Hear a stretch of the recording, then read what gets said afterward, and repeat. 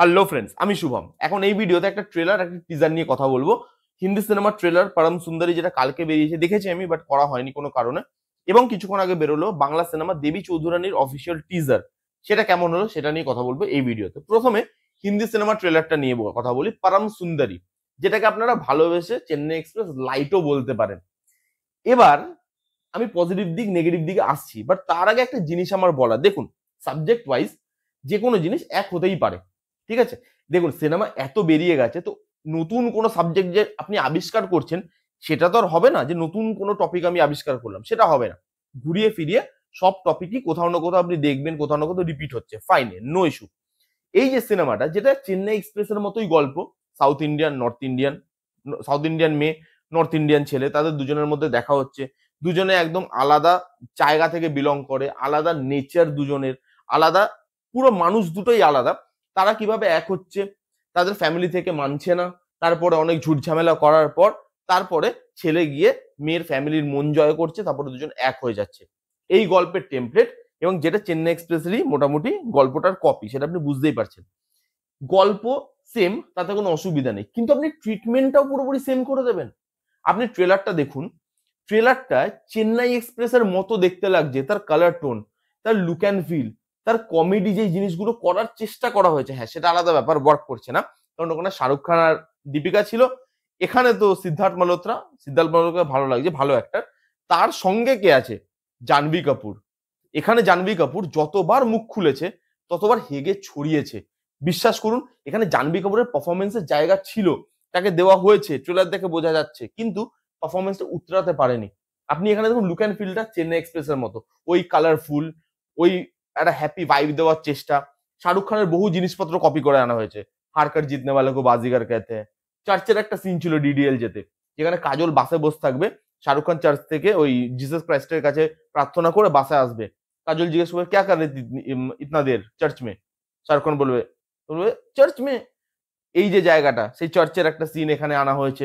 হারকার জিতনে वाले ওটা তো বললাম, সেই কালারফুল জিনিস। এখানে সাউথ ইন্ডিয়ান নর্থ ইন্ডিয়ান, এখানে যে অ্যাক্ট্রেস, সেই অ্যাক্ট্রেসটাকে দেখতে ভালো লাগছে, ততক্ষণই ভালো লাগছে যতক্ষণ সে মুখ না খুলছে।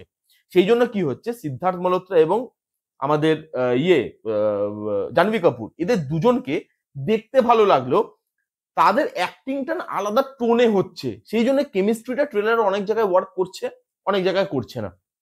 যেখানে যেখানে গানগুলো আসছে, জাহ্নবী কাপুর আর সিদ্ধার্থকে দেখতে ভালো লাগছে, কেমিস্ট্রিটা ওয়ার্ক করছে। যেখানে জাহ্নবী কাপুর মুখ খুলছে, সিদ্ধার্থ মুখ খুলছে, বলছে সিদ্ধার্থ আলাদা একটা পারফরমেন্স দিচ্ছে আলাদা সিনেমাতে, জাহ্নবী একটা আলাদা সিনেমাতে আলাদা পারফরমেন্স দিচ্ছে। দুজনের পারফরমেন্স পুরো আলাদা ট্রেলারের মধ্যে, যার জন্য কেমিস্ট্রিটা কিছু কিছু ওয়ার্ক করছে, কিছু কিছু করছে না। সেই একই জিনিস, মেয়ের বাড়ির লোক মানবে না, টিপিক্যাল সাউথ ইন্ডিয়ান ফ্যামিলি, তাড়া করছে ছেলেকে, ছেলে দৌড়াচ্ছে, ছেলে দিল্লি কা লন্ডা, লাভেবল বয়, সবাই ভালোবাসছে, সবার মন জয় করছে, পরে গিয়ে মেয়েকে উড়িয়ে নিয়ে বাড়ি চলে যাচ্ছে।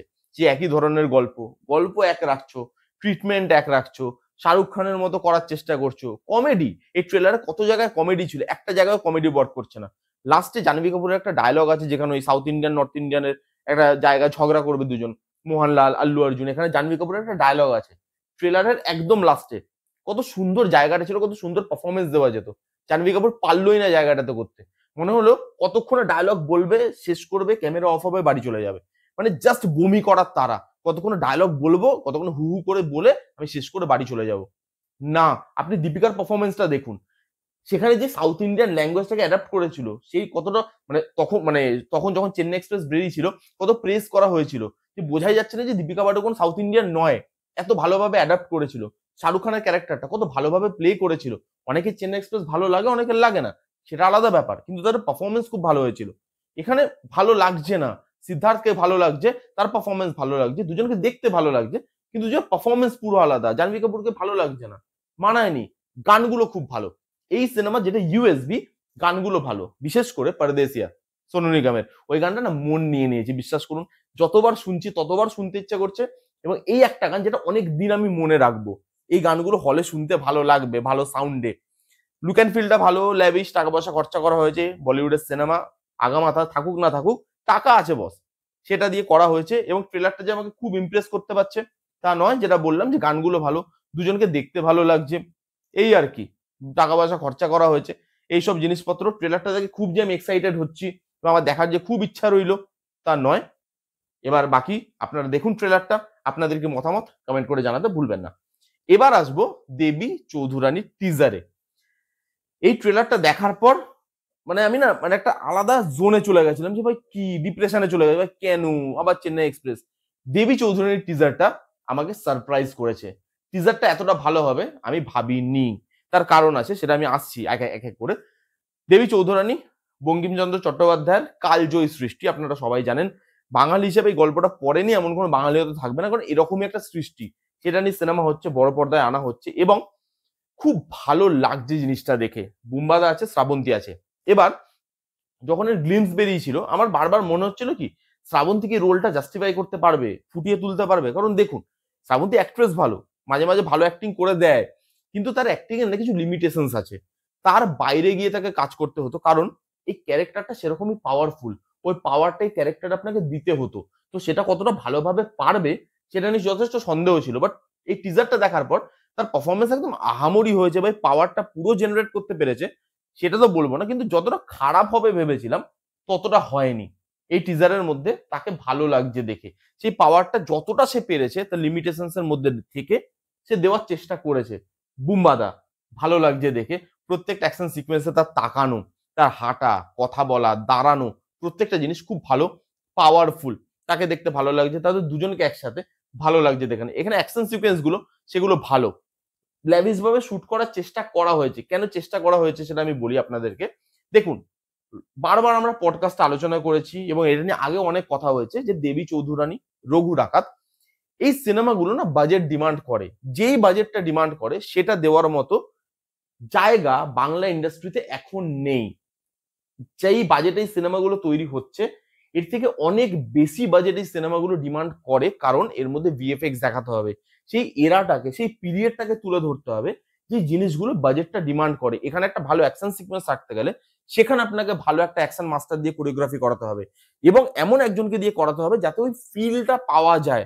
তো সেখানে আপনার টাকা যাবে। এখানে সাউন্ড ডিজাইন থেকে শুরু করে কালার কারেকশন, বড় স্ক্রিনে যাতে জিনিসটা দেখতে ভালো লাগে, সিজিআই এর কাজ, ভিএফএক্স এর কাজ, সেগুলো যাতে ভালো লাগে, তার জন্য টাকা লাগে বস।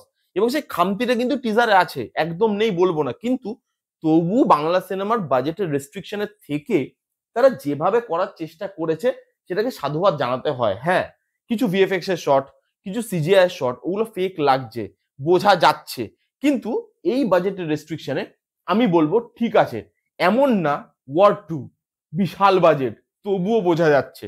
এখানে বাজেটের একটা রেস্ট্রিকশন আছে, তারপরে হয়তো বোঝা যাচ্ছে কোনো কোনো জায়গায় সেই জিনিসটা, সেই খামতিটা দেখা যাচ্ছে। সেটা সত্যি কথা, সেটা মিথ্যা মানে সেটাকে যদি বলি যে দেখা যাচ্ছে না তাহলে মিথ্যা কথা বলা হবে।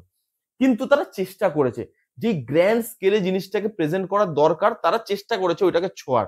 সেই জন্য বড় স্ক্রিন হয়তো সেটা দেখতে ভালো লাগবে, অ্যাকশন সিকোয়েন্স গুলো ভালো, ভিএফএক্স এর শট গুলো কাঁচা আছে, তবুও চলো ঠিক আছে, ওই যে মনকে একটু মানিয়ে নিলাম যে বাজেট নেই এবং এই বাজেটে এই প্রজেক্ট গুলো তৈরি হওয়া সম্ভব নয়।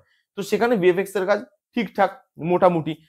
তো এখানে কালার টোনের কাজ থেকে শুরু করে বিজিএম এর কাজ থেকে শুরু করে প্রত্যেকটা জিনিস ভালো। টেকনিক্যাল ডিপার্টমেন্টে সিজিআই এর কাজ বা ভিএফএক্স এর কাজে একটু গলত থেকে গেছে, বাট সেটাকে যদি ছেড়ে দিই, কালার টোন, বিজিএম, বুম্বাদা এবং শ্রাবন্তী দি, তাদের দুজনকে দেখতে ভালো লাগছে। শ্রাবন্তী দির পারফরমেন্স আর একটু বেটার হতে পারতো, বাট টিজারে তার লিমিটেশনটাকে মাথায় রেখে ঠিক আছে, ওকে ফাইন। বুম্বাদাকে দেখতে ভালো লাগছে। এখানে যেভাবে জিনিসটাকে তুলে ধরা হয়েছে, যে পিরিয়ডটার কথা বলছে, সেই পিরিয়ডটাকে যেভাবে ক্রিয়েট করার চেষ্টা করা হয়েছে সেগুলো ভালো, খারাপ লাগছে না। এই সিনেমাটা নিয়ে আমি আশাবাদী। দেখা যাক এই সিনেমাটা কেমন কি করে না করে, গল্পটাকে কতটা অ্যাডাপ্ট করে, কোথায় কোথায় চেঞ্জ করে, কোন জিনিসটা রাখে, কোন জিনিসটা দেখায় আমাদেরকে, সেই জিনিসগুলো দেখাটা খুব ইম্পর্টেন্ট। কারণ এই গল্পটা এত বড় একটা গল্প এবং এত বড় পরিসরে বলা হয়েছে, যেখানে সব জিনিস রেখে আপনি একটা গোটা সিনেমা বানাতে পারবেন না। পারবেন হয়তো, তাহলে আপনাকে দুটো পার্টে জিনিসটাকে ভাগ করে আনতে হবে। এখানে যদি সিনেমাটাকে একটা পার্টে দেখায় তাহলে কতটা দেখাবে, কোনগুলো রাখবে, কোনগুলো ছাড়বে, এবং যেগুলো ছাড়বে তার মধ্যে কোনো ইম্পর্টেন্ট জিনিস বেরিয়ে যাচ্ছে না তো, সেই জিনিসগুলো মাথায় রাখতে হবে। তো রাইটিংটা ভালো হতে হবে, মানে আবার যে নতুন করে সিনেমার জন্য যে আরেকটা রাইটিং হয়, সেই রাইটিংটা যখন করবে, এই কি বাদ দেবো কি রাখবো, এই রাইটিংটা যখন করবে সেটা যাতে স্ট্রং হয়। সিনেমাটা যে লুপহোলস গুলো আছে সেগুলো আরেকটু পলিশ যদি করা যায়, মেকারদেরকে রিকোয়েস্ট করবো আরেকটু যদি পলিশ করা যায় তাহলে আমার মনে হয় বেটার হয়। আপাতত এই সিনেমাটা নিয়ে আমি আশাবাদী, কারণ এই সিনেমাটা একটা ভালো ইন্টেনশন নিয়ে তৈরি করা, এমন নয় যে খালি ফ্যান ক্যাটার করবো, হচ্ছে না, তবুও দেখানোর চেষ্টা করব, সেই জিনিসটা আমার মনে হয়নি টিজারটা দেখে। আমার মোটামুটি টিজারটা খুব খারাপ লাগেনি, আমি টিজারটাকে ভালোই বলবো। এই ছিল একটা ট্রেলার আর একটা টিজারের রিভিউ। কারা কারা দেখেছেন কমেন্ট করে জানান, কাদের কিরকম লেগেছে কমেন্ট করে জানাতে ভুলবেন না। যারা যারা দেখেননি যান গিয়ে দেখে ফেলুন। কেমন লাগলো রিভিউটা জানাতে ভুলবেন না। ভালো লাগলে please give it a Thums up, like করবেন, কমেন্ট করবেন, শেয়ার করবেন, চ্যানেলটাকে মাস্ট মাস্ট সাবস্ক্রাইব করবেন। দেখা হচ্ছে নেক্সট কোনো ভিডিওতে, ততক্ষণ bye bye, take care and be safe.